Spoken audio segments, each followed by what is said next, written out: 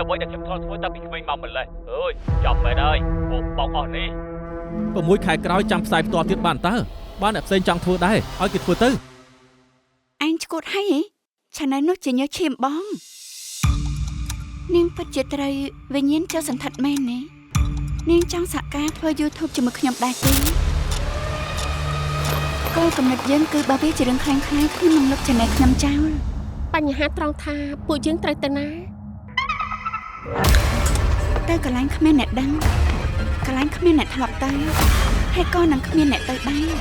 ថ្ងៃមួយគ្រួសារទាំងមូលក៏ស្រាប់តែបាត់ខ្លួនហើយក៏លែងមានអ្នករំលឹកពីវាទេពួកឯងមកទីនេះធ្វើស្អីពួកឯងចង់ស្លាប់មែនទេ